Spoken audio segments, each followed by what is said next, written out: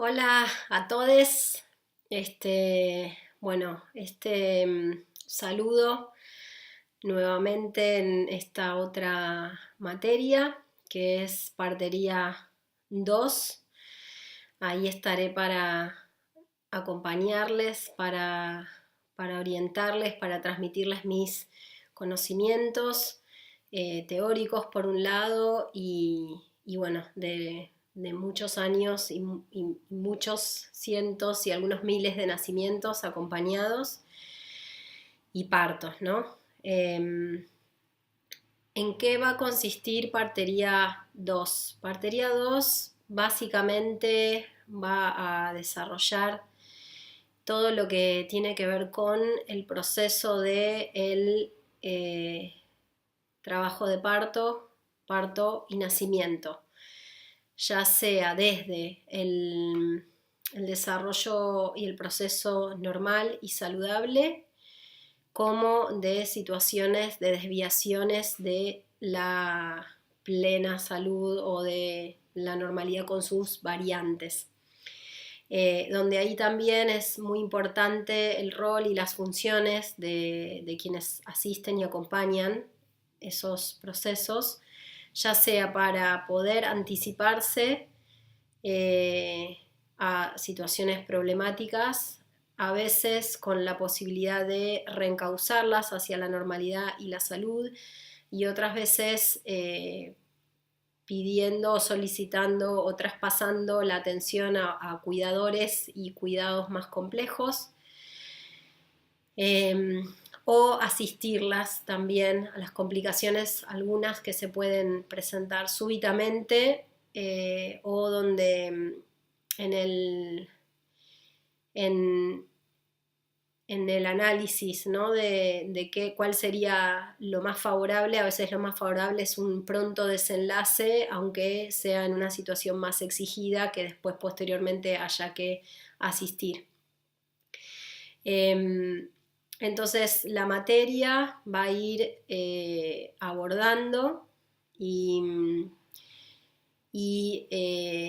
desmenuzando los procesos de lo que sería la transición, de lo que es el estado de la gestación hacia el traspaso de lo que sería un inicio del trabajo de parto, y en ese puente estaría el preparto. ¿De qué se trata el preparto? ¿En qué consiste? Situaciones también con poca fluidez o qué puede estar anticipándonos el preparto, si se da de determinadas maneras, en cómo puede después darse el desenlace del trabajo parto y del parto. Después las variantes en cómo puede ser ese preparto en diferentes tipos de mujeres y a su vez diferentes tipos de gestaciones y diferentes tipos de bebés intraútero, ¿no? Una vez que se empieza a instalar lo que sería el inicio del trabajo de parto, nuevamente, ¿no? Como las características, qué se esperaría de un inicio de trabajo de parto, la duración, características o condiciones, circunstancias que podrían dar cuenta de que es algo que haya que asistir con otro tipo de complejidad, o en algunos casos de ciertas trabas como la partera puede facilitar, digamos, ¿no? Que el proceso nuevamente, digamos, entre en el funcionamiento esperable, ¿no? El trabajo parto lo mismo, sobre todo cuáles son los roles bien específicos que se espera de la obstétrica, tanto como una guardiana de la salud, una guardiana de la fisiología, entendiendo que el trabajo excede también el plano físico, ¿no? Y entendiendo que el plano físico refleja muchas veces trabas o obstáculos o temores, ¿no? Que tengan que ver con con lo anímico, con la historia personal, familiar de esa mujer, con el significado que viene a traer este nuevo ser, ¿no? Este próximo bebé, hijo, hija. Y a veces es un rol bastante artesanal, a veces no, siempre diría, ¿no? Pero digo, a veces ese rol tiene por arte el reconocer cuando un proceso trabado, por ejemplo, ¿no? Es una variante de la normalidad y tal vez hay que abordar otros planos, ¿no? Emocionales, psicológicos, físicos, por cuestiones propias de la mujer o del bebé o del entorno social, familiar, vincular de la pareja, y cuando no es una variante de la salud y de la normalidad y sí se está tratando de un aviso de algo que está desviado y que puede traer problemas, tanto para la madre como para el bebé. Entonces ahí también desarrollaremos, digamos, cuáles son los roles concretos de la partera, y dentro de esos roles profundizar a su vez cada observación, ¿no? O sea, por ejemplo, el seguimiento, ¿no? La supervisión de alguna manera de los latidos fetales, de la frecuencia cardíaca fetal y el patrón en relación a los movimientos del bebé, en relación a si la bolsa está rota o intacta, si el líquido es claro o no, si se trata de una madre primeriza o una madre que ya ha tenido varios bebés, si se trata de un trabajo de parto muy largo. También la frecuencia cardíaca fetal va a cobrar otro significado y a veces hay que ir mucho más en detalle, ¿no? Que simplemente si se escuchan latidos, el bebé está vivo y con eso yo interpreto que el bebé está bien. Entonces a veces el bebé está demasiado acelerado y eso puede hablar de una presunta infección, por ejemplo, o puede hablar de un bebé que ya está cansado y agotándose sus reservas, o simplemente puede hablar de que la madre se dio un baño de inmersión largo con agua muy caliente, o que tomó un té caliente o una sopa caliente, y entonces por ende también el calor corporal va a aumentar la temperatura corporal de la mujer, como si fuera una fiebre, pero no una fiebre producto de una distocia, una patología o una infección, sino propia del recalentamiento del cuerpo, y eso va a rebotar, digamos, en lo que es el pulso materno, una taquicardia materna, y a su vez va a traer una taquicardia fetal sin tener un significado patológico, ¿no? O un bebé que se mueve mucho, mucho, mucho, mucho, mucho, tal vez es un bebé con características muy vitales, pero ese bebé en general ya se lo va conociendo desde la atención prenatal, que tiene una naturaleza de ser muy movedizo, o puede estar hablando de un bebé que puede haber alguna distocia en su acomodación, en su flexión, o una distocia en la compatibilidad entre el espacio de la pelvis materna con el tamaño o las partes que ofrece el bebé, el feto, ¿no? Para entrar en el canal de parto. Entonces vamos a ir desarrollando también esos otros detalles, ¿no? Por un lado, cómo recabar información importante, los diferentes significados que puede tener una misma observación, y a su vez cómo articular e interrelacionar cada una de estas múltiples variables para así poder cumplir sobre todo el rol de conservar la salud, prevenir problemas y complicaciones, o estar preparadas para asistir determinadas situaciones y que no nos tomen por sorpresa.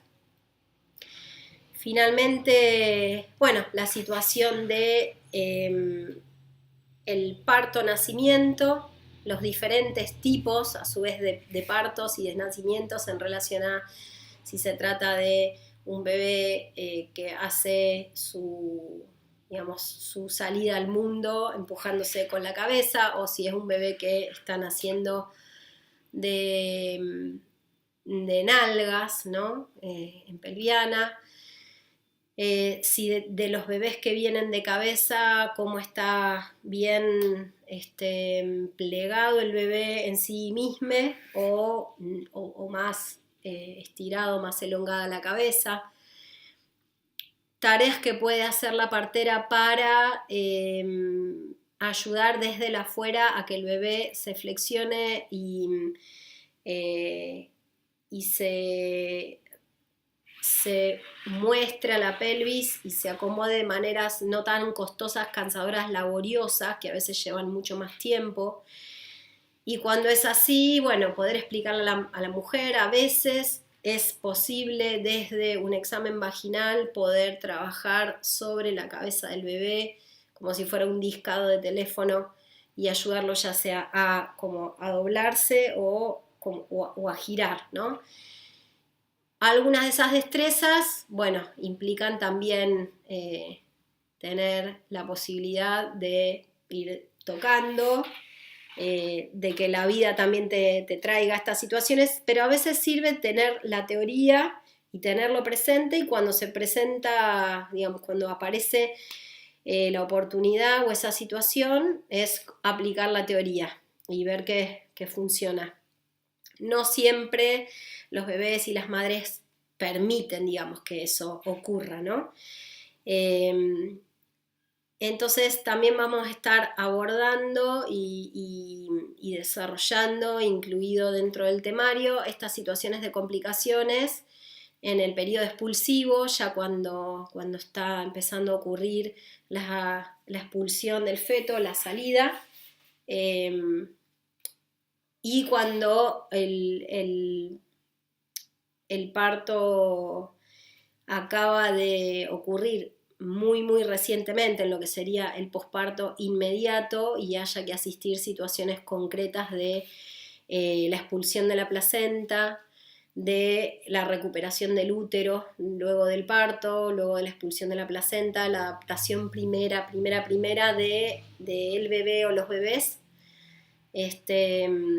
Así que, bueno, es bastante, por un lado, quizás como podría ser algo lo más interesante, ¿no? Porque hay otros saberes, otros conceptos, otros conocimientos, o como pasa quizás con anatomía y salud sexual, ¿no? De la mujer, hay conocimientos que no están las manos directamente en la práctica, ¿no? Y el hacer bien concreto de la partera, pero en esta situación, que es quizás lo que más suele gustar, ¿no? El recibir al bebé, como si ese fuera el único rol de la partera. En mi experiencia, después de haber pasado por diferentes etapas cuando era más joven y estaba haciendo mi residencia en un hospital, y también había médicos y médiques haciendo su especialidad en obstetricia, se generaba como una especie de pelea y de lucha en quién recibía al bebé, ¿no? Entonces aparecía el concepto de robarse los partos, de quedarte con la mujer porque si no viene tal y te roba el parto, ¿viste? Justo habías ido al baño, entonces listo, pujá mami, te pasamos a sala de partos y pum, te robaban como ese momento cúlmine, ¿no? Con los años, y lo hablaba también con Olivia, compartiendo estas aventuras de asistir a las mujeres, aparecía también el compartir de que sí, es un momento lindo y es mágico y es único y es para pocas personas tal vez, pero yo le encuentro mucho más importancia, y ahí es donde aparece la experiencia de quien está asistiendo, ¿no? En esto que les comentaba del poder diferenciar de lo que es una variante de la normalidad con lo que podría ser un anuncio de desviación, o de cómo la partera, la dula, los acompañantes, asistentes de los partos pueden sostener a una mujer en un parto que va a traer desafíos mayores, ¿no? Como un bebé acomodado en variedad posterior o en que va a desprender en sacra, después todo esto lo iremos desarrollando, o cómo llevar los tiempos de lo que es la salida de un bebé de nalgas, o lo que sería asistir el nacimiento de una distocia de hombros, ¿no? O de, bueno, una sutura o una hemorragia posparto. Como que lo más fuerte del trabajo de la partera, más que atajar al bebé, que eso quizás lo podría hacer, no digo que cualquiera, pero más o menos, sino todo lo demás, ¿no? Las técnicas de alivio del dolor no farmacológico hacia la mujer, el saber cuándo hacer silencio, cuándo callarse la boca y cuándo dar alguna explicación o alguna pauta puntual, cómo usar los recursos, no agotar los recursos, cuándo saber usar el agua como analgesia, cuándo el agua pasa a ser perjudicial, cómo ser versátil también, dependiendo de los recursos que pueda haber o no a la mano, ya sea en un hospital o en un domicilio o en una casa de partos, y con qué tipo de persona y temperamento estamos lidiando, digamos, ¿no? También del entorno familiar, social, el entorno físico también. Entonces ahí es donde aparece como el mayor trabajo.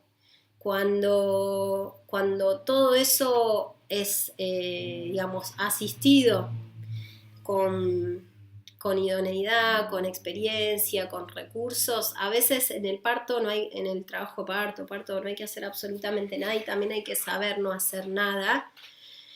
Y hay situaciones donde hay que hacer y hay que hacer bastante y al mismo tiempo no anular a la mujer y anular al bebé, porque incluso cuando hay desviaciones de la normalidad y patologías, incluso en esas circunstancias la salud de base de esas personas y la información que traemos en los genes de la continuidad de la especie, ¿no?